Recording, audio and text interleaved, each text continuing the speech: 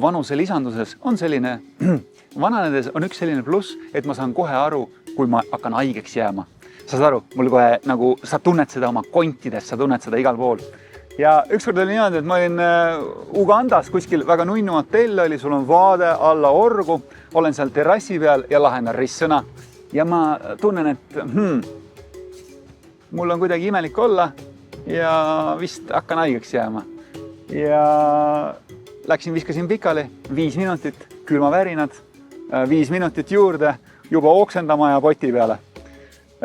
See on see, et sa tunned ennast nii hästi, et sa oled haigeks jäämas ja ei läinud umbes pool tundi, kui mu kaaslane oli samasugune. Ja nii me siis roopisime seal 2-3 päeva, see lõpp oli päris hägune juba, aga ma ei tahtnud minna sinna kohaliku haiglasse, kuna ma olin sealt mööda läinud. Seal oli ainult üks maja, kus oli trellid ees, aknaid ei olnud, suur ootesaal, mis oli puupüsti, väikseid inimesi täis. Ja ma ei olnud valmis sinna minema, mõtlesin, et põdeme ise läbi selle. Aga umbes 3. päeval tuli see hotelli omanik ja ütles, et selge, nüüd läheme haiglasse. Ja ma olin nii läbi ja väsinud, et ma ei jaksanud midagi vastu puigelda. Ma ütlesin, et selge, lähme sinna. Komberdasime autosse, saime sinna haiglasse, meid lasti kohe vahele. Ma ei hakanud nagu midagi pressima ka, et ärge võtke meid vahele, oleme siin sabas. Ja siis seal oli üks doktor, ta oli väga meeldiv, ta vaatas meid ühest otsast ja teisest otsast ja siis ütles, et kõik on selge, et nendes asjades me oleme väga tugevad.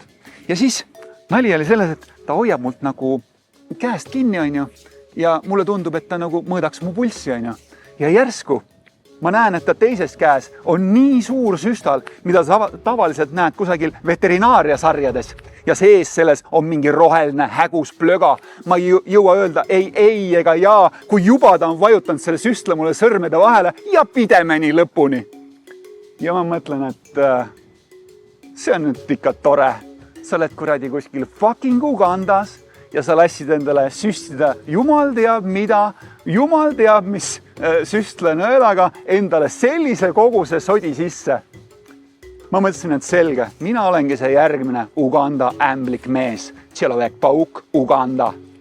Ja siis ta kirjutas meile 2 peale välja kuskil 13 erinevat ravimit.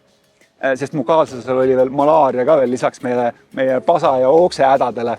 Ja sa võid need malaroone tablette ju 6 aega varem krõbistada, aga siis sa lihtsalt elad selle malaaria kergemini läbi. Et iga 4. aafriklane, nendel on mingisugune geen, mis siis takistab nendel malaariat saamast. Aga meie selle eest kahjuks mitte kunagi kaitstud ei ole. Aga need 13 ravimit, me sõime neid kogu õhtupooliku ja need olid super head ja neid oli super palju. Ja järgmine päev me olime nii heas vormis, et saime liikuda sellest põrguurkast järgmisse linna. Ma arvan, see loo moraal oli see, et oleks pidanud minema kohe sinna haiglasse ja saama mingit abi. Aga uhkus on liiga suur. Aga jälle targem. Reisimine teeb sind lõppkokkuvõttes paremaks ja alandlikumaks. Auku ei ole enam. Käisin veel Tallinnas pärast kontrollimas, et ega mul mingit muud uut häda sealt külge ei saanud, siis puhas poiss.